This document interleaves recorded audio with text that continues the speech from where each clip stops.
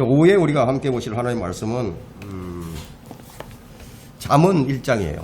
잠언 1장 24절 다 찾으신 줄 알고 제가 받들어 읽겠습니다. 24절부터 30절까지 보겠습니다.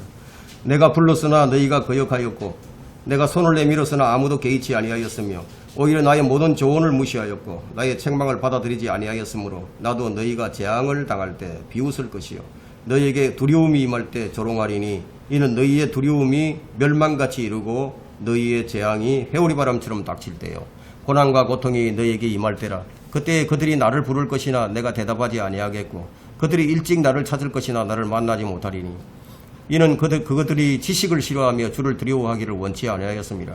그들은 나의 조언을 결코 원치 아니하며 나의 모든 책망을 경멸하였도다. 오후의 설교 제목은 거부된 빛은 번개가 된다. 거부된 빛은 번개가 된다. 우리가 방금 읽었던 24절과 25절은요. 하나님에 대한 사람의 반응이고요. 또 26절부터 27절은 사람에 대한 하나님의 반응이고요. 또 28절과 29절은 그것에 대한 결과입니다. 그 24절의 말씀은 그 구원으로의 그 보편적인 초대가 있는 것이고 또 하나님의 부르심에 이제 문을 여는 사람은 복 있는 사람이다. 내가 불렀으나 너희가 거역하였고 이 말씀은 하나님께 초대를 했는데 초대를 받아들이지 않은 것을 얘기하는 거죠. 내가 불렀으나 너희가 거절하였고 자, 이 말씀은 또 칼빈의 예정론을 그냥 한 칼에 잘라버리는 그런 말씀입니다. 칼빈의 예정론은 하나님께서 태초에 뭐 구원받을 사람과 구원받지 못한 사람을 딱 정해놨기 때문에 그래서 그 예정하지 않은 사람은 뭐 무슨 짓을 하더라도 구원받지 못하고 그 선택된 사람은 무슨 짓을 해도 구원을 받는다 이런 교리죠. 그러면 이런 교리가 먹혀들었다는 것은 마귀의 미혹이 얼마나 강력한가를 보여줍니다. 여러분 칼빈의 예정론은 예정된 사람만 불러서 구원한다는 그런 교리예요. 누가 옳습니까? 하나님이 옳습니까? 아니면 칼빈이 옳습니까? 왜 마귀가 이런 교리로 미혹을 하죠? 칼빈의 교리를 따르게 함으로써 하나님이 아니라 칼빈을 따르게 만든다는 거예요. 지금 누구든지 주 예수 이름을 믿고 부르면 구원받는 거예요. 문제는 부르심을 원치 않는 것이 문제죠. 주님은 성경에 관한 말씀을 하시면서 요한복음 5장 40절에서 말씀하시기를 구원받지 못하는 이유가 뭐냐 너희가 생명을 얻으려고 내게 오기를 원치 않는다고 했습니다. 내가 불렀는데 너희가 원치 않았다. 이건 예정론의 문제도 아니고 인격의 문제도 아니에요. 그런데 하나님께서는 주님께서는 한 번만 부르는 게 아니라 계속 부르시는 거예요. 계속. 우리가 이것을 마태복음 23장 37절에서 확인할 수가 있습니다. 계속 불러요. 어떻게 부르느냐? 사람들을 계속 보냅니다. 오 예루살렘아 예루살렘아 선지자를 죽이며 너희에게 보낸 자들을 돌로 치는 자야. 마치 암탉이 자기 병아리들을 날개 아래 함께 모으듯이 내가 얼마나 자주 네 자녀들을 모으려고 하였더냐. 그러나 너희가 원치 아니하였도다. 원치 않는다는 거예요. 그러면 이 구절에는 하나님의 노력이 배어 있죠. 하나님의 노력이 얼마만큼 노력을 하셨습니까? 선지자도 보내고 하나님의 사람들을 계속 보냈는데 아들마저 보냈는데 아들도 죽여버렸어. 원치 않았다는 거예요. 그 예수님께서도 얼마나 노력을 하셨습니까? 수고하고 무거운 짐진 자들아 다 내게로 오라. 그러면 내가 네게 쉼을 주리라. 그럼 거절하는 쪽은 언제나 사람이에요. 그리고 요한복음 7장 38절에는 누구든지 목마르거든 내게로 와서 마시라. 나를 믿는 자는 성경이 말씀한 것과 같이 그에 배에서 생수가 흐르리라. 우리는 생명나무를 안 먹어도 우리 안에는 지금 생수가 흐르고 있어. 초청의 대상이 누굽니까? 누구든지죠. 누구든지 원하면 제한이 없어요. 문제는 거절하는 사람에게 있는 거예요. 사람들의 반응은요, 그냥 예수님을 미워하는 거예요. 사람들이 이스라엘을 미워하는 것처럼 사람들 예수님 미워합니다. 여러분, 예수님도 유대인이에요. 누가복음 19장 14절에 보니까 그의 백성이 그를 미워하며 그의 뒤로 소식을 보내어 말하기를 우리는 이 사람이 우리를 통치하는 것을 원치 아니한다고 하더라. 예수님께서 다스리는 것을 원치 않았습니다. 왜 원치 않았느냐? 그 이유는 미워서. 예수님이 밉다. 주님께서 말씀하셨죠. 세상이 나를 미워할 것이라고. 여러분, 어두움은요, 빛을 미워합니다. 내가 불렀으나 너희가 거역하였고. 여러분, 성령께서도 누구든지 부르십니다. 주의 신부인 우리 교회도 누구든지 불러요. 우리 교회도 누구든지 부르는 거예요. 제한을 두지 않습니다. 그래서 요한계시록 22장 17절이었어요. 또 성령과 신부가 말하기를 성령님도 부르고 신부도 부른다. 신부가 누구예요? 우리 교회죠. 구원받은 성도들이 부른다. 이게 복음을 전하죠. 오라 오라. 듣는 자도 오라 말하게 하고 또 목마른 자도 오게 하며 원하는 자는 누구든지 생수를 값없이 마시게 할지어다. 생수를 값없이 마시게 한다. 여러분, 구원은 간단한 거예요. 주님께서 불렀잖아요. 그러면 거기에 예 하고 나오면 되는 거죠. 여러분, 주님께는 문제가 없어요. 문제는 사람이에요. 부르심을 받은 사람은 많죠. 그런데 부르심에 응하는 사람은 많지가 않다는 거예요. 아주 적어요. 마태복음 22장 3절에도 왕이 초청장을 보냈는데 사람들이 핑계를 대면서 오질 않아요. 이 핑계 저 핑계를 대면서 초청을 거부합니다. 나는 장가를 들었어. 나는 소 5겨리를 샀어. 나는 급한 일이 있었어. 이렇게 거부를 한다. 이게. 사람들이 마귀의 통치를 원하지만 주님의 통치를 받고 싶지가 않아요. 왜? 어둠이 있으니까. 왜냐하면 사람들은 본능적으로 예수님을 믿으면 그분을 주와 그리스도로 섬겨야 한다는 것을 알아요. 그래서 원치 않아요. 이런 자들을 향해서 주님께서는 비웃고 조롱할 것이라고 그것을 오늘 본문에서 말씀하고 계십니다.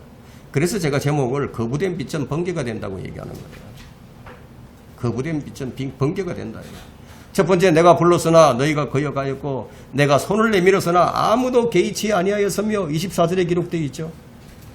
하나님을 거역하는 것은 신구약 모든 사람의 공통적인 반응이에요. 예레미야 7장 13절에도 아마 참 여러분들이 이제 구원받은 것도 누구는 어떤 사람들은 단숨에 구원받는 경우도 있지만 어떤 사람은 아마 오랜 기간이 걸릴 수도 있어요. 이 사람이 얘기하고 저 사람이 얘기하고 막 여러 사람이 얘기해서 그렇게 해서 가까스로 구원받은 사람들이 있을 거예요. 그 성령의 역사였거든요. 성령님께서 계속 마음에 그냥 찔러주는 거예요. 누군가 복음을 전하면 그 복음을 통해서 마음에 찔림을 받는 거야. 그러다가 아, 내가 죄인이구나 깨닫고 그때 굴복하고 구원받게 되는 거죠. 예레미야 7장 13절에 주가 말하노라 이제 너희가 이 모든 일을 행하였기 때문에 내가 너희에게 말하기를 일찍 일어나서 말하였으나 너희가 듣지 아니하였고 내가 너희를 불렀으나 너희가 대답하지 아니하였도다. 그 이스라엘만 그런 것인가? 그러면 믿지 않는 사람들만 그런 것인가? 아니에요. 구원받은 사람들도 마찬가지예요. 한번 생각해 보세요. 여러분은 얼마나 주의 말씀에 많은 거역을 했는지 한번 헤아려 보세요. 그러나 주를 거역하면서도 본인은 주님을 무시하고 산다고 절대로 생각지 않는다는 거예요. 다 믿음이 없으면서도 그냥 믿음이 있는 줄 알고 잘 섬기지 못하면서도 잘 섬기는 줄 알고 그건 모르는 건지 아는 건지 그러면서도 그게 주님을 속이는 것인 줄 모른다는 거예요. 이스라엘은 하나님 백성이에요. 하나님께서 택하신 백성이에요. 이 백성들이 하나님 부르심에 개의치 않았습니다. 그런 그들을 하나님께서 어떻게 부르셨는지 아십니까? 애인을 부르듯이 불렀다고 얘기합니다. 애인을. 제사장들과 장로들을 애인을 부르듯이 불렀는데 근데 그들은 오히려 주님을 속였어요. 예레미야 애가 1장 19절에 보게 되면요. 내가 나의 애인을 불렀으나 그들이 나를 속였으며 나의 제사장들과 나의 장로들이 그들의 혼을 소생케 하려고 음식을 구하다가 성읍 안에서 숨을 거두어도다. 이게 속이는 사람의 종말입니다.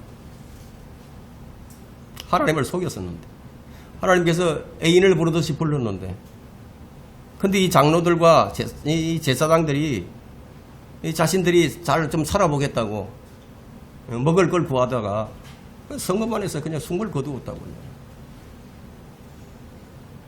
어떻게 전지전능하신 분을 속일 수 있겠습니까? 불가능이죠. 여러분 거짓으로 말하는 것은 주를 속이는 거예요. 그냥 주님은 속지 않으십니다. 갈라디아서 6장 7절에는 속지 말라. 하나님은 우롱당하지 아니하시느니라. 하나님은 절대로 안 속아요. 사람이 먼저 하나님을 찾고 부르는 게 아니라 하나님께서 먼저 죄인들을 찾고 부르신다는 거예요. 모든 사람이 구원을 받는 것이 주님의 뜻이에요. 하나님은 아무도 멸망치 않고 다 회개에 이르기를 원하고 계십니다. 선택받은 사람만 구원한다 이거 아니에요. 우리가 주를 부르기 전에 주님께서 먼저 우리를 부르셨어요. 우리가 주를 사랑하기 이전에 주님께서 먼저 우리를 사랑하셨어요. 아담이 주님을 부르기 전에 주 하나님께서 먼저 아담을 부르셨어요. 아담이 범죄한 후에 주의 얼굴을 피해서 숨어버렸습니다.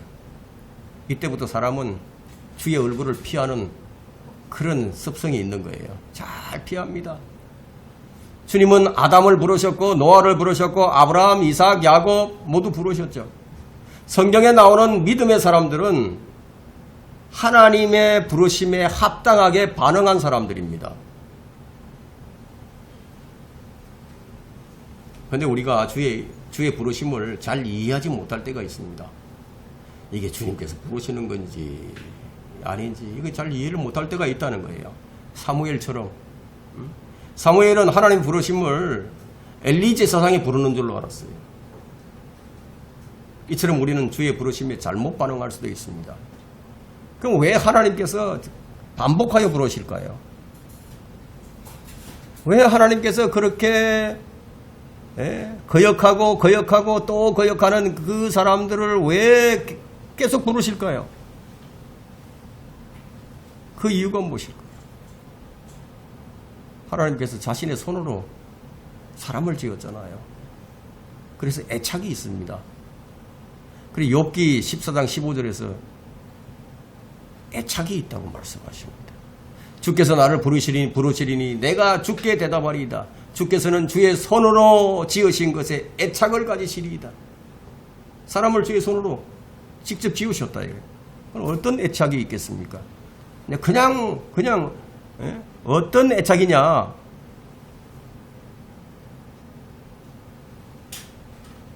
한번 생각해 보세요. 여러분들도 가장 소중한 것, 여러분의 자식들 얼마나 소중합니까? 애착이 있죠. 그리스도인은 주의 부르심에 응한 사람들이에요. 그냥 복 있는 사람들이에요. 복을 받은 사람들입니다. 그럼 지금 시대는 어떤 시대입니까? 어느 시대보다도 타락한 시대입니다. 배교가 만연한 시대예요. 그런데도 불구하고 주님은 우리를 부르신다는 거예요. 왜냐하면 아직은 때가 아니기 때문이에요. 하나님께서는 리미티드 라인이 딱 있어요. 그 선을 딱 지나가면은 그때는 불러도 대답을 안 하신다. 주님 지금 어떻게 부르시는지 아세요? 지금 부르실 때 지금은 이렇게 부르십니다. 요한계시록 3장 20절에 있는 말씀처럼 보라 내가 문 앞에 서서 두드리노라. 누구든지 내 음성을 듣고 그 문을 열면 내가 그에게로 들어가서 그와 함께 먹으며 그도 나와 함께 먹으리라. 동고동락이에요. 그냥 부르시는 게 아니라 문 앞에 서서 문을 막 두들겨요. 문을 열고 나오라, 밖으로 나오라는 게 아니라 문은 열기만 하면은 내가 들어가겠다 이거예요. 주님은 강력하게 들어오시기를 원하신다. 문제는 그 부르심에 내가 문을 열어야 한다는 겁니다. 문을 열면은 구원을 받고 복을 받고 영생을 얻고 신임을 얻게 됩니다. 여기까지는 주님이 우리를 부르시는 것에 대한 것입니다. 이제 우리에게 주님을 불러야 할 때를 말씀해 주셨어요.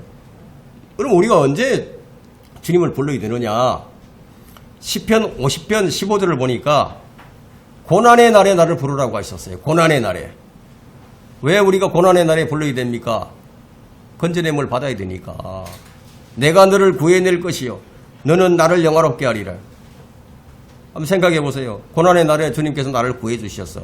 그러면 내가 주의 이름을 부르면서 감사하고 그분께 영광을 돌리게 되죠. 주의 이름을 부르는 것은 무엇이냐면 주를 찾고 주를 구하는 거예요. 주를 구하는 것은 도움을 청하는 거예요. 근데 사람들은 주님을 잘 찾지 않아요. 고난이 없어서인지 왜 주님을 안 찾는지 아마 미안해서 안 찾는 것인지 잘 찾지를 않아요. 우리는 복음 선포를 위해서 주를 불러야 합니다. 복음을 전하기 위해서도. 왜냐하면 이사야 12장 4절에는 그날에 너희가 말하기를 주를 찬양하라. 그의 이름을 부르라. 백성 가운데서 그가 하신 일을 선포하라. 우리가 선포해야 되니까. 그의 이름이 높으심을 말하라. 이것이 복음 사역이에요. 우리가 거리에서도 설교하고 또 뭐 만나는 사람들에게 복음을 전거해서 그들이 구원받게 하잖아요. 이사야 55장 6절에는 그를 찾을 만할 때 너희는 주를 구하며 그가 가까이 계실 때 그를 부르라. 지금이 이런 때예요. 이런 시대예요. 우리가 구하기만 하면 되는 거예요. 우리는 주님과의 교제를 위해서도 주님을 불러야 됩니다. 나를 부르라. 그리하면 내가 네게 응답하겠고 네가 알지 못하는 크고 능력 있는 일들을 내게 보여주리라.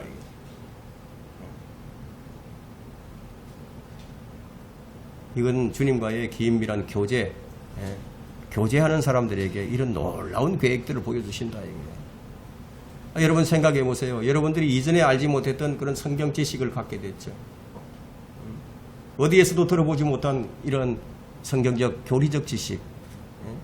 앞으로 이 세상에 어떻게 흘러갈 것인지, 성경이 지금 뭐라고 얘기하고 있는지, 이런 것들을 여러분들이 알게 됐잖아요. 이런 크고 놀라운 능력 있는 일들을 보여주신다니까요. 그래서 우리는 주님을 불러야 됩니다. 주님을 부르고 주님을 알아야만이 우리가 주님을 더 제대로 섬길 수가 있죠. 주님께서 무엇을 원하시는지 그걸 모르는데 어떻게 우리가 주님을 제대로 섬길 수가 있겠습니까? 주님이 원하시는 방법대로 우리가 가야 되는 거예요. 주님은 자신의 놀라운 계획들을 우리에게 보여주십니다. 주님 우리와 손을 잡기를 원하세요. 여러분 손을 내민다는 것은 자 이제부터 좀 친하게 지내보자. 자 내가 도움을 좀 줄게. 우리가 악수를 청하는 것은 좀 서로가 좀 받아들이고 좀 지내보자. 뭐 이런 교제의 뜻이 있죠. 그럼 주께서 손을 내민다는 것은 뭐예요? 나를 받아주고 나에게 도움을 주고 나를 구원해주고 나와의 화해를 요청하는 거죠. 주님은 손을 내미신 것이 이렇게 하려고 내미신 거예요. 그런데 사람들의 반응은 어떻게 나타납니까? 오늘 본문의 말씀을 보니까 내가 손을 내밀었으나 아무도 개의치 아니하였습니다. 아무도. 사람의 반응은 거절입니다. 이제 여기에 대한 주님의 반응은 다른 손을 내미시는 거예요. 다른 손을. 이런 로마 황제가 손을 딱 내밀고 이 엄지를 탁 죽게 세웠다가 딱 이렇게 아래로 내리게 되면 그 패배한 검도사를 죽이라는 신호죠. 손을 댄다는 것은 죽음을 뜻하는 겁니다. 주님은 손을 내밀어 죄인들을 멸하시기 전에 그들을 구원하시기 위해서 먼저 손을 내미셨어요. 근데 죄인들이 그분의 손을 잡지 않으면 그러면 그분의 손이 얼마나 무한하겠습니까? 그분의 손이 무시를 당했잖아요. 그러면 그 손이 어떻게 변하겠습니까? 망치와 칼로 변해서 다가온다는 거예요. 주님께서 치료의 손을 내밀었는데, 친구의 손을 내밀었는데, 구원의 손을 내미셨는데도 그럼에도 불구하고 사람들이 거절했기 때문에 오히려 제사장들과 서기관들과 장로들이 주를 치기 위해서 그들의 손을 내밀었어요. 주님은 이스라엘을 위해 종일토록 손을 내미셨는데 이스라엘은 거역하는 손을 내밀었습니다.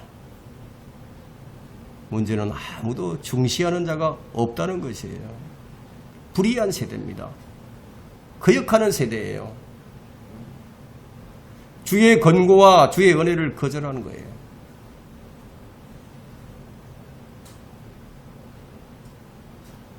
여러분, 기독교를 갖다가 뭐 실체 없는 종교로 여기면 되겠습니까?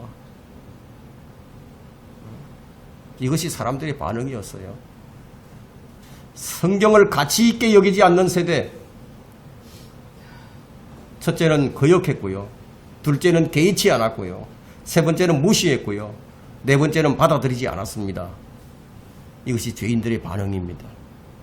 거부된 빛은 번개가 되어 돌아온다. 두 번째, 25절에 오히려 나의 모든 조언을 무시하였고 나의 책망을 받아들이지 아니하였으므로, 하나님의 조언과 책망을 받아들이지 않는 것,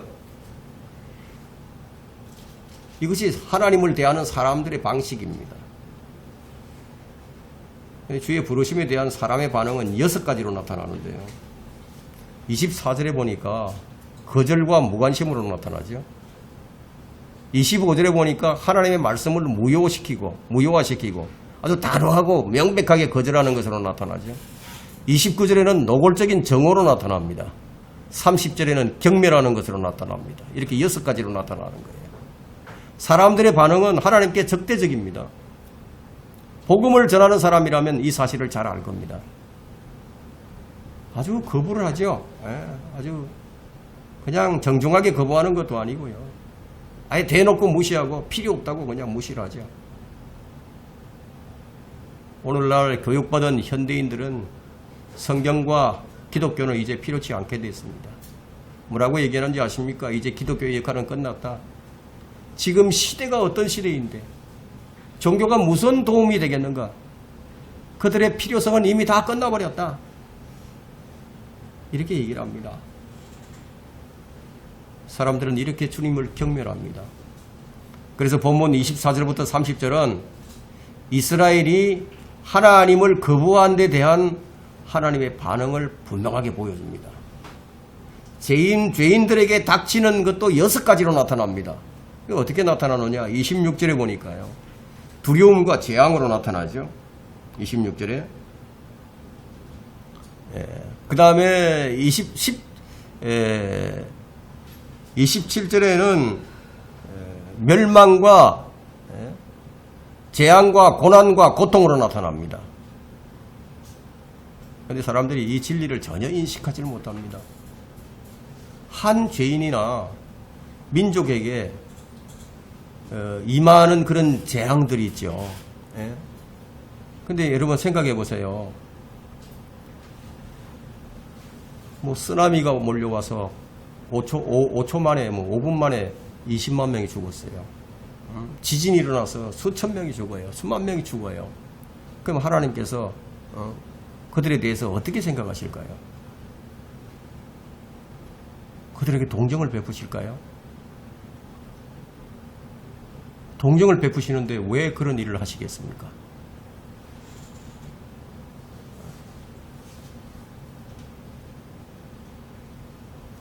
한 죄인이나 민족에게 임한 저주를 하나님께서 비웃으신다는 그런 사실에 대해서는 사람들이 참을 수 없이 하면서도 사람들이 하나님의 아들의 죽음과 하나님의 말씀을 무시하는 것은 뭐 아무렇지도 않다고 생각한다는 거예요. 자기 취향에 맞지 않는 것은 다 거부한다는 겁니다. 결국은 뭐예요? 사람들이 전부 자기 좋을 대로 믿는 거죠. 자기 좋을 대로, 자기 하고 싶은 대로 하는 거예요. 그리고 이스라엘과 관련해서 이제 킹제임스 성경 번역자들이 이 고통이라는 단어, 고난이라는 단어, 멸망이라는 단어, 회오리 바람이라는 단어, 재앙이라는 이런 단어들을 선택을 했는데, 제가 왜 이렇게 선택을 했냐면은 대환란 때에 일어날 재앙들을 아주 정확하게 묘사를 한 겁니다. 그것과 일치를 합니다.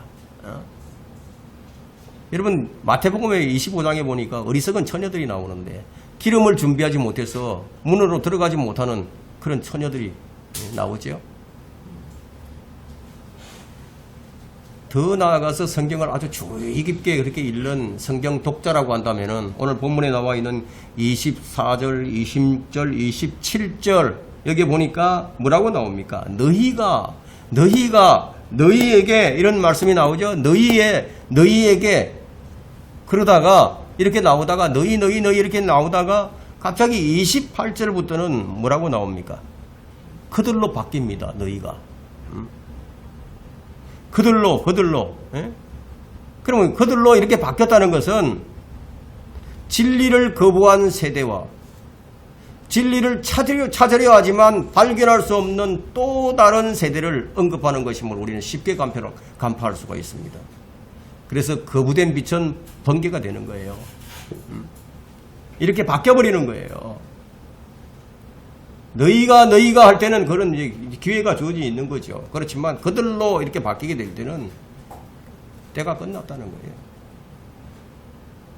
우리가 같은 맥락에서 이 구절을 신약에서 살펴보게 되면은 각 개인에게 훨씬 더 강력하게 적용되고 있음을 우리가 발견할 수가 있습니다. 그래서 본문은 이 때를 얘기합니다. 부르실 때와 재앙의 때. 여러분 이게 웃음이라는 거지 마지막에 웃는 자가 정말로 웃는 사람이에요. 예? 강한 자가 누굽니까? 강한 자가 마지막까지 남아있는 자가 강한 자예요. 그리고 마지막에 웃게 되는 분이 누구냐 하면 바로 창조주 하나님이세요. 마지막에 그분은 웃으시는 거예요. 사람의 생각은 사랑의 하나님이신데 어떻게 저렇게 하실 수가 있을까? 어떻게 재앙을 당하고 있는 자들을 비웃을 수가 있겠는가? 하나님께서는 불쌍히 여기시고 동정하시고 슬퍼하시지 비웃지 않는다고 생각을 합니다. 그들의 생각에는 조롱한다거나 비웃는 이런 단어는 하나님께 어울리지 않는 것이다. 이렇게 생각을 한다는 거예요. 그렇다면은 그들과 함께하는 그들의 자리에 함께하는 하나님은 비웃지도 않고 조롱하지도 않는 그런 하나님이 그 자리에 같이 앉아 있는 거죠. 우리의 구원의 하나님은요. 그분이 원하실 때요. 전쟁터에서 싸우는 군사들처럼 아주 냉소적입니다. 어린아이에서부터 노인에 이르기까지 심지어 살아있는 모든 짐승까지도 다 그 생명이 붙어있는 것은 다 멸하라고 다 멸망시키라고 성경에서 그런 그분의 모습을 우리가 자주 보게 되죠. 그럼 오늘날 지금 이스라엘이 왜 저런 꼴을 당하고 있을까요? 하나님 명령을 어기고 그들을 완전히 멸절시키라고 했는데 안 시켰잖아요. 그러니까 그 주변에 있는 국가들 가나안 땅에 있는 모든 민족들을 다 멸망을 시키라. 생명 모두 끊어버리라고 했는데 안 끊어놓고 지금까지 있다 보니까 그 주변에 있는 나라들이 지금까지 계속해서 괴롭히잖아요.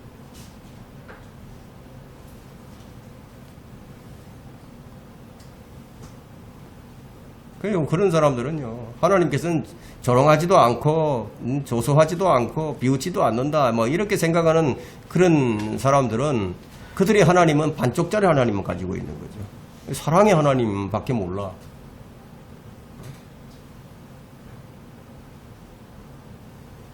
그런 사람들이 한번 생각을 해보세요. 하나님께서 아주 어린아이부터 노인까지 살아있는 모든 가축들까지도 다 죽여버리라고. 그런 하나님을 대할 때 그 사람들이 얼마나 마음이 불편하고 메스껍겠습니까? 그래서 현대 보수주의자들의 도움을 받아서 이 본문의 하나님은 이 사회에서 쫓겨나서 어떤 사람의 재앙에도 비웃지 않으시는 그런 천주교식 하나님으로 대체돼 버린 거예요. 심판의 날에 성경에 하나님께서는 이런 미혹된 이기주의자들에게 아주 확실하게 뭐라고 말씀하시느냐? 아니라 네가 나를 비웃었느니라 이렇게 말씀하실 거예요. 네가 나를 비웃었다고. 그날의 위대한 지성인들은 아유 하나님 저 웃지 않았는데요. 사라처럼 그렇게 얘기할 겁니다. 성경을 통해서 하나님의 조언을 무시했다가 망해버린 사람들을 좀 살펴보고자 합니다. 솔로몬의 아들 르호보암 왕은 노인들의 조언을 무시했다가 이 나라가 둘로 쪼개졌어요. 절반 이상을 빼앗겨 버렸습니다. 느부갓네살 왕은요, 다니엘의 권고를 무시했다가 7년 동안 들에서 짐승처럼 살았습니다. 이 시대에도 수많은 사람이 주의 조언과 책망을 무시하며 그냥 짐승처럼 살아가는 거예요. 여러분, 짐승 감각을 모든 감각을 잃어버리고 마약에 중독돼 가지고 아주 이상한 그런 모양을 하고 있고 이상한 모습을 한 사람들이 미국 샌프란시스코에 널려 있습니다. 짐승처럼 살고 있다 이거예요. 여러분, 주의 권고를 무시하면 패망합니다. 그건 지옥으로 떨어지는 거예요. 그런데 문제는 그리스도인들조차도 주의 권고를 무시하는 일이 얼마나 많이 있는가 하는 거예요. 아, 주님의 말씀을 그냥 무시하고도 아무렇지도 않은데 그렇게 살아간다는 거예요. 여러분, 성경 안 읽는 거 있잖아요. 성경 안 읽고. 그리스도인이 성경을 안 읽으면은 그거 주의 권고를 무시하는 겁니다. 너희는 주의 책을 찾아 읽으라고 말씀하셨잖아요. 성경을 공부하라, 묵상하라, 상고하라, 마음에 새겨라 이렇게 말씀하셨잖아요. 주의 책망을 듣고 돌이키는 자에게 주님께서 어떻게 해주시느냐 이렇게 해주십니다. 본문 23절에 보니까요. 나의 책망을 듣고 돌이키라. 보라, 내가 내 영을 너희에게 부어 너희에게 나의 말들을 알게 하리라. 내 영을 너희에게 부어 내가 나의 말들을 이해하리라. 에베소서 1장 17절에 보면 지혜와 계시의 영을 너희에게 주었어. 지각을 열었어. 지성의 눈을 밝혔어.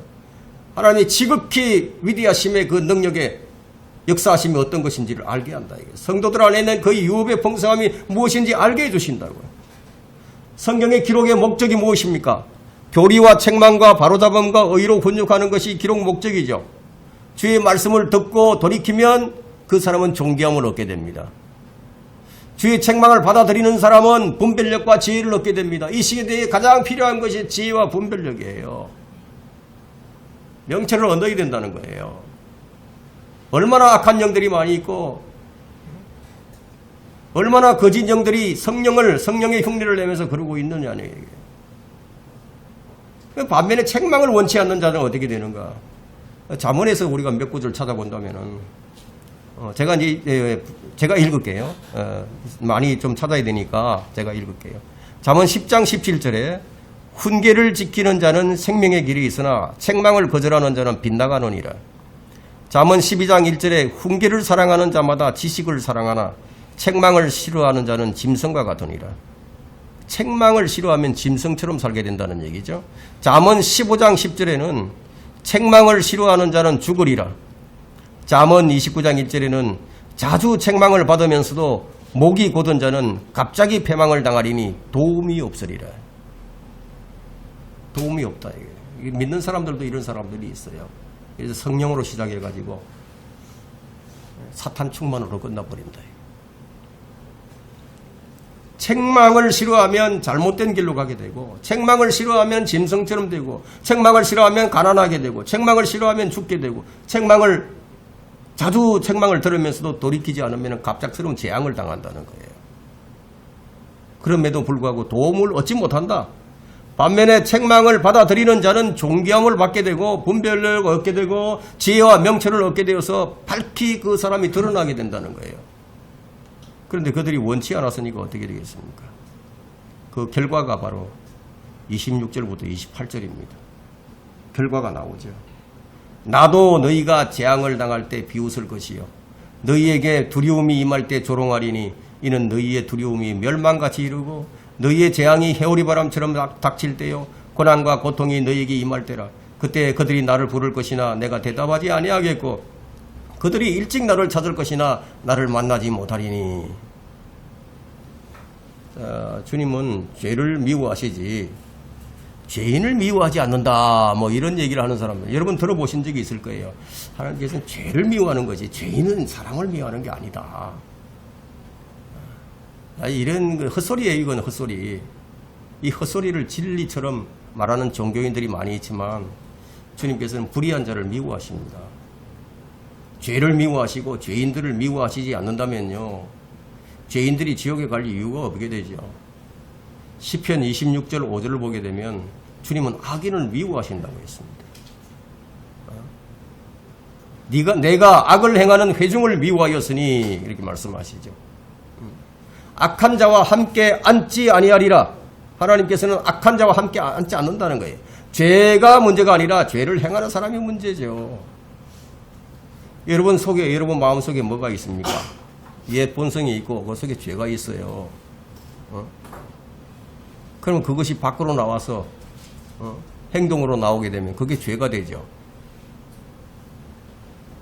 내가 악을 행하는 회중들을 미워하였으니 이것을 알지 못하는 사람들이 하는 말이 그런 특히 이제 종교 지도자들이 이렇게 얘기를 합니다.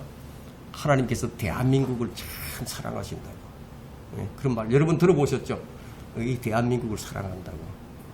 그렇다면 대한민국이 악을 행하지 않는 그런 나라인가요? 악을 행하지 않는다면 사랑받을 만하죠. 여러분 빛과 어둠은 사귀지 못해요. 여러분 강도와 사기꾼이 협상이 되겠습니까? 여러분 강도하고 사기꾼하고 협상을 할 수 있겠어요? 믿는 자와 믿지 않는 자가 어떤 부분을 같이 하겠느냐 이것이 주의 말씀인데 여러분 강도와 불가침 조약을 맺는 것이 그게 합법입니까? 주의 책망을 거절하면 잠언 10장 17절에서 빗나간다고 얘기합니다. 한번 생각을 해보세요. 자기 이복형을 독가스로 살해를 해버리고 자기 고모부를 갖다가 고사포로 흔적도 없이 날려버리고 70년간 민간인을 납북을 하고 온갖 조약을 파기하는 독재자, 협작군, 무법자, 사기꾼, 폭력자, 3대 세습, 인류 역사에 찾아볼 수 없는 그런 자와 평화조약을 체결한 나라를 주 하나님께서 사랑하신다면 그게 말이 되는 소리인가요? 강도에게 야 약속해 너희 우리 집에는 들어오지 마. 글로서 쓰고 도장을 찍어. 그런다고 강도가 그 약속을 지킵니까? 지난 500년간 전 세계에서 수많은 조약이 맺어졌지만 그 조약이 약속이 지켜진 게 있는지 한번 보세요. 적도 없고 아군도 없는 그런 나라가 세상에 또 어디 있겠습니까? 주님께서 이런 나라를 사랑한다고 외치는 어리석은 종교인들, 그것도 기독교 목사라고 하는 작자들의 외침입니다. 주님은 악을 행하는 자를 분명히 미워하십니다. 하나님 반응을 한번 보세요. 오늘 종교 지도자들이 가르침과는 전혀 다른 것을 볼 수 있죠. 오늘 종교 지도자들이 어떻게 가르칩니까? 하나님은 사랑이시라고.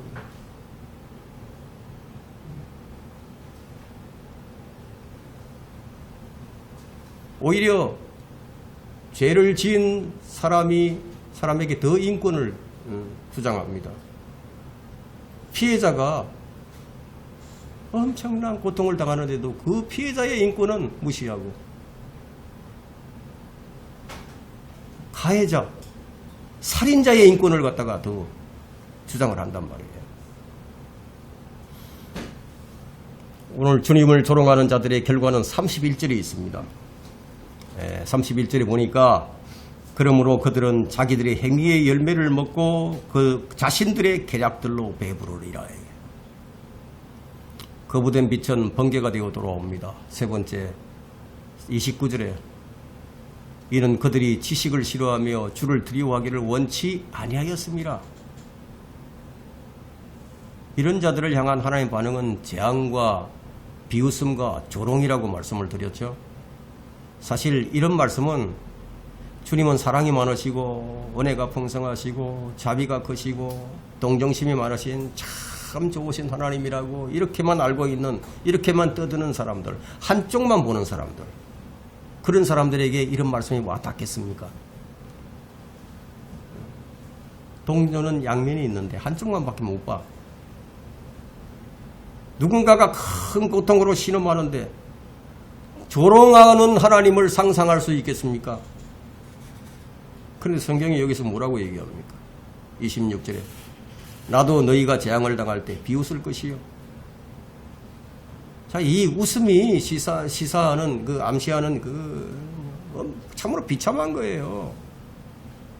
비참한 거예요. 너희가 이렇게 했으니까 나도 이렇게 한다. 이거죠. 하나님께서 죄인들에게 너희가 이렇게 했으니까 나도 이렇게 한다. 그 행위에 합당한 보상을 해줄 것임을 여기서 지금 함축하고 있다는 얘기예요. 그게 뭐로 나타나느냐? 전염병으로 나타난다고. 기근으로 나타난다고.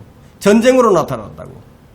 자연재해예요. 이런 것들은 지상에서 하나님의 심판이지만 지옥은 죄에 대한 사후의 하나님의 심판이에요. 하나님을 두려워하지 않으면, 하나님을 아는 지식을 싫어하는 자들에게는 나도 너희가 재앙을 당할 때 비웃을 것이요 너희에게 두려움이 임할 때 조롱하리니, 하나님을 자기 생각 속에, 자기 지식 속에 하나님 두기를 싫어하는 사람들에게 하나님께서 이렇게 하시겠다는 거예요. 그럼 우리가 적당히 이렇게 그냥 아무것도 모른 채 믿으면 되겠습니까? 한번 생각해 보세요. 하나님은 아는 것이 몰라. 교회를 평생 다녔는데 삼위일체 하나님 얘기해 보세요. 몰라. 구원 어떻게 받았습니까? 복음은 어떻게 전하게 되죠? 복음이 뭐예요? 모른다 이거. 예수 그리스도가 어떤 분이십니까? 설명 좀 해주시겠습니까? A4 용지 한 장 드릴 테니까 몇 장이나 쓰시겠습니까? 못 쓴다 이거예요. 기록된 주의 말씀을 바로잡으려고 하는 아주 모양 좋은 신학자들도 있어요. 이 성경을 갖다가 바로잡으려고 하는 신학자들도 있다는 거예요. 이번 큐문서 있죠, 큐문서. 여러분 마가복음이 큐문서로 불립니다. 그런데 사복음서 중에서 이 마가복음이 가장 먼저 기록되었거든요. 그래서 이 사람들이 어떻게 주장을 하냐면요, 그 마가복음 말고 이제 마태복음, 누가복음, 요한복음은 이 마가복음을 보고 뺏겼다고 얘기를 합니다. 그렇게 가르쳐요, 신학교에서. 그러니까 신학교에서는 그나마 이 믿음을 가지고 들어온 사람들의 그 믿음마저도 다 빼앗아 버리고 다 파괴시킨다 이게. 그럼 그런 교육을 받은 자에게 올바른 성경관이 있겠습니까? 있을 수가 없죠. 여러분, 이 성경에는 깨닫기 어려운 그런 것들이, 나래한 것들이 들어있어요. 그러면 그들이 이해할 수 없는 것은 어떻게 하느냐? 자기 입맛대로 바꿔버린다는 거예요. 성경을 볼 때 자기가 이해할 수 없는 것들은 무엇이든지 그냥 합리적으로 해석을 해버립니다. 그러면서 그들은 그렇게 해서 만족을 얻게 됩니다. 그렇게 함으로써 마음의 평안과 위로를 얻는 거예요. 여러분, 이단에 빠지더라도요, 이단에 빠진 사람들도 마음의 평안을 얻는 거예요. 위장된 평화가 오는 거예요.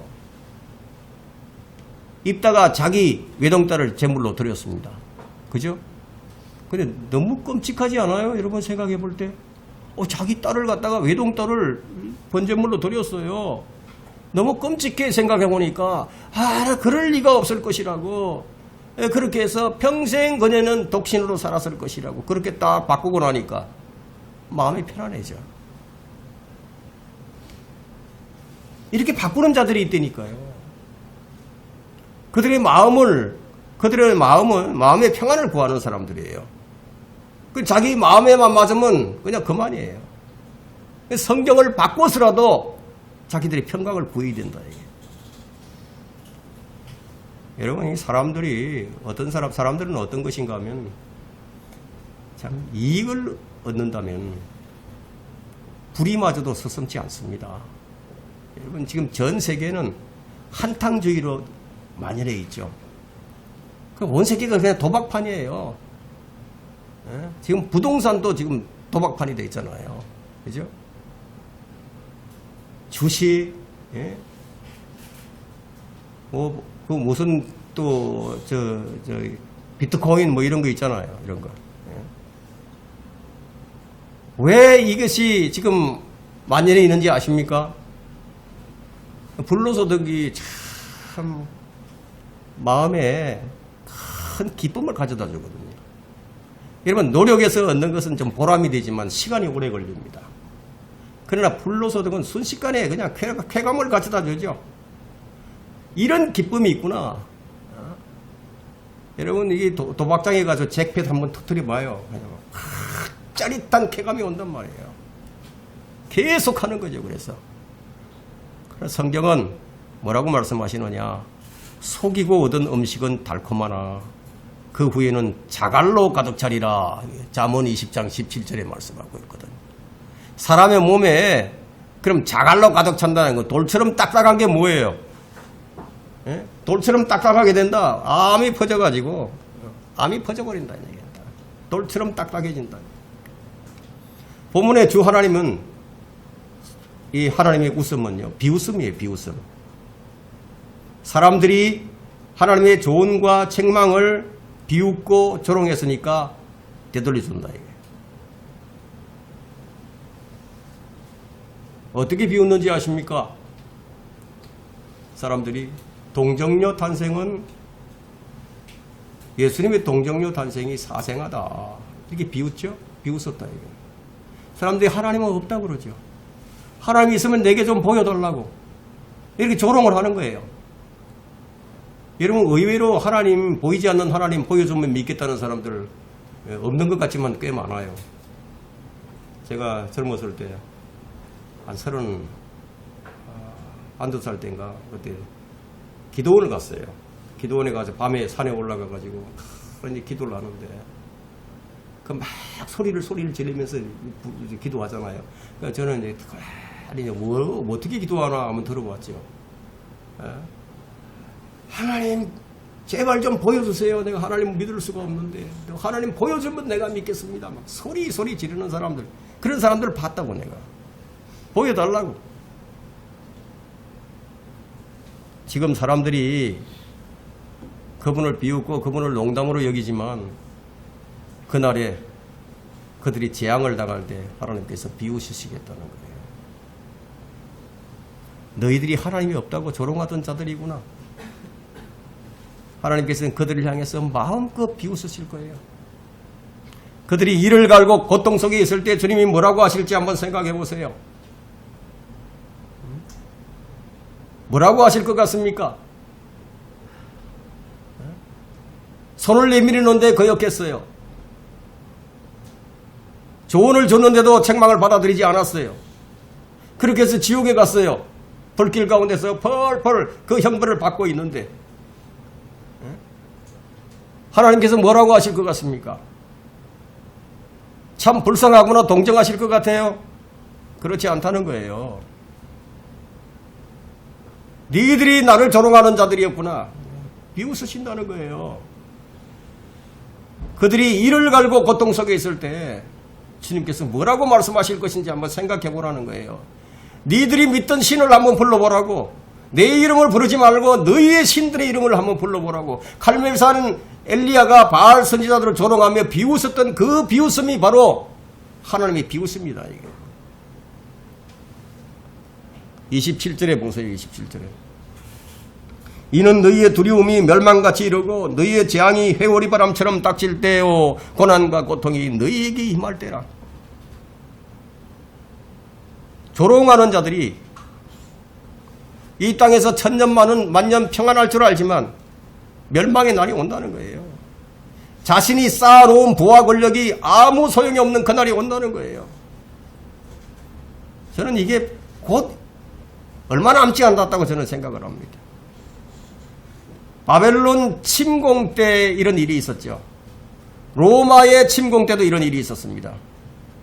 주의 조언을 무시한 이스라엘이 당했던 공포는 충격 그 이상이었습니다. 성경의 역사적 사건들은 앞으로 있을 예언의 전조정상일 뿐입니다. 앞으로 임하게 될 재앙과 심판은 상상을 불허합니다. 너희의 두려움이 멸망같이 이르고 너희의 재앙이 해오리바람 닥칠 때 갑작스러운 멸망은요. 해오리바람 한번 허리케인 한번 지나가는 걸 보세요. 순식간에 쓸어버리죠. 완전한 파괴입니다. 그럼 그때 그들의 고통이 어떻겠습니까?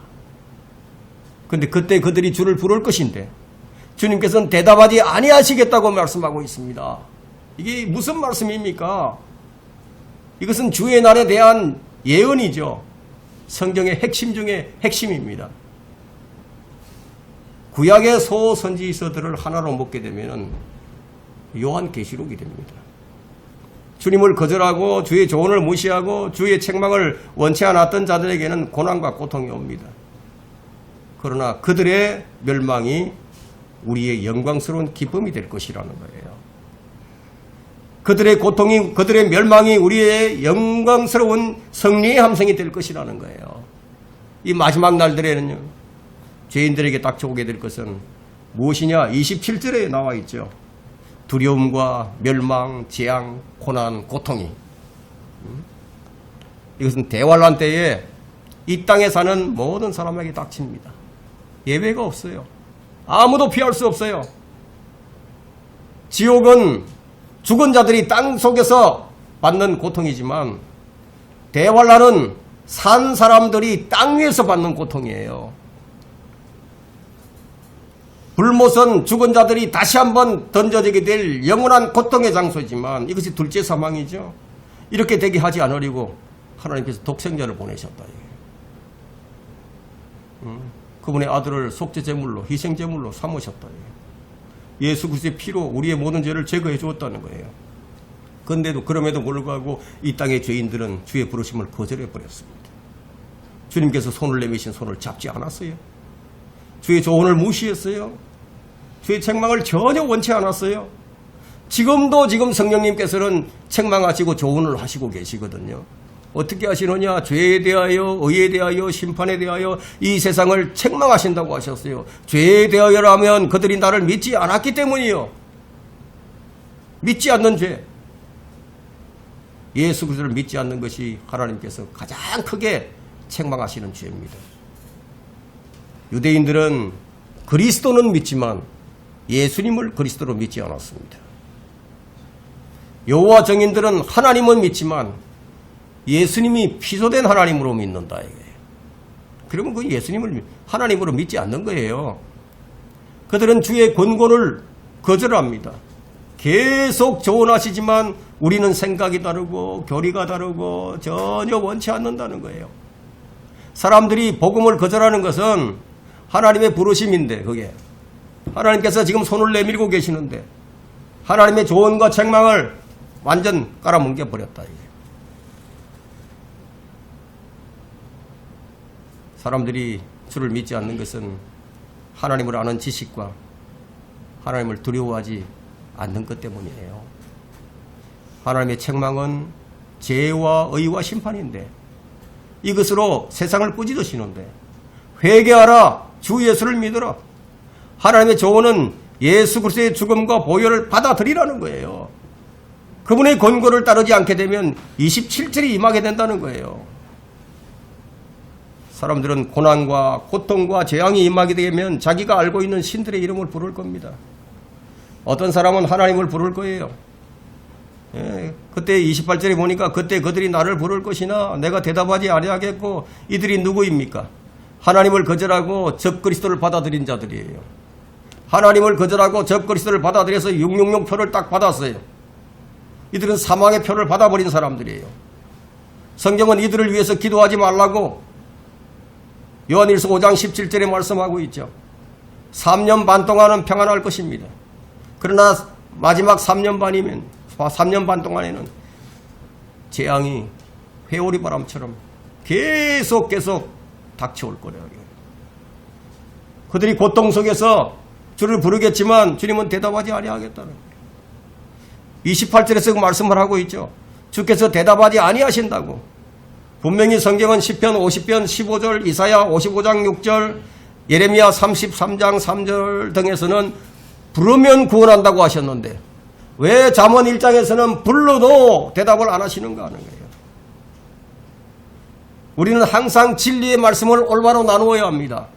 시대와 대상을 구분하지 못하게 되면 성경은 온통 모순과 오류처럼 들리게 됩니다. 여기서는 이렇게 저기서는 저렇게 그렇게 말하는 것처럼 보인다는 거예요. 그때 그들이 나를 부를 것이나 그때가 언제입니까?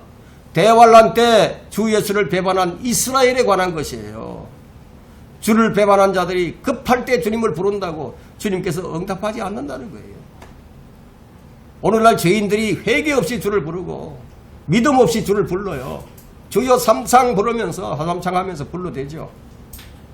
주님께서 그들에게 결코 응답하지 않으신다는 거예요.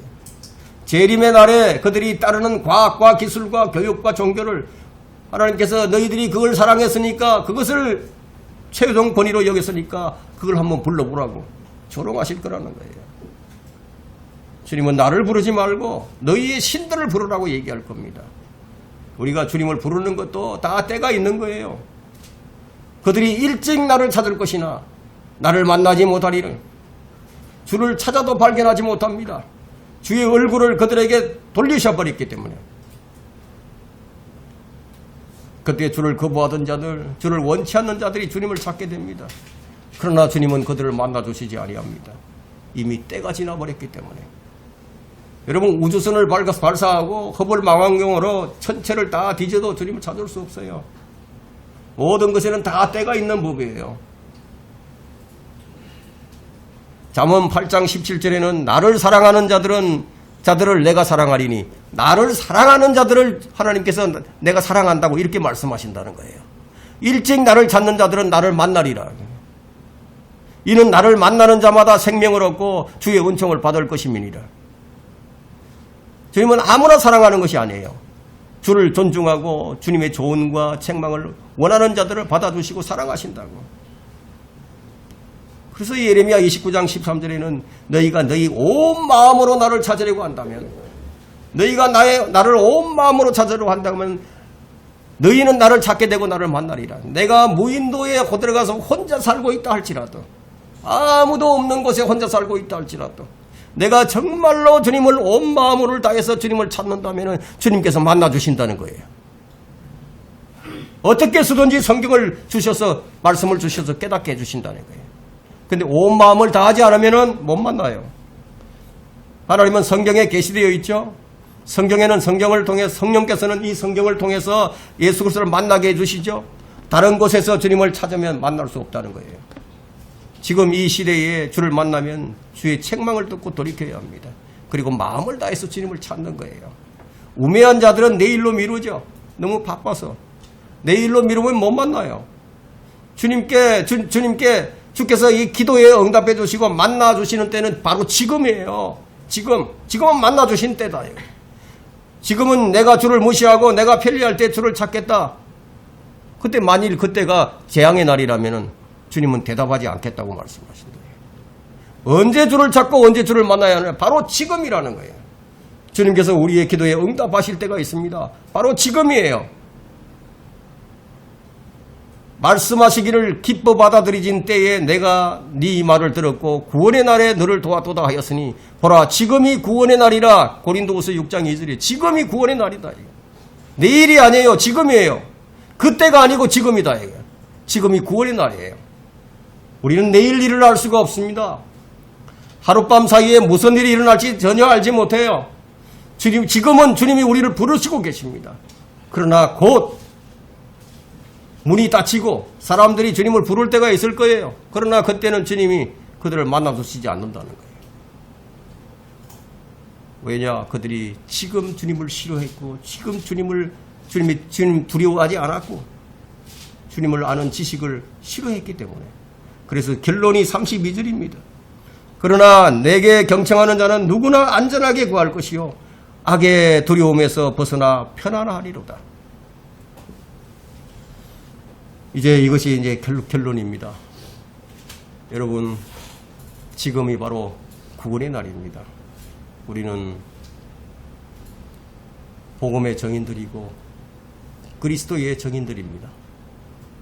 우리가 한 사람이라도 구원의 날에 지금 우리가 한 사람이라도 더 혼들을 구원하는 그런 일에 여러분들이 최선을 다하는 그런 성도들이 되시기를 간절히 부탁을 드립니다.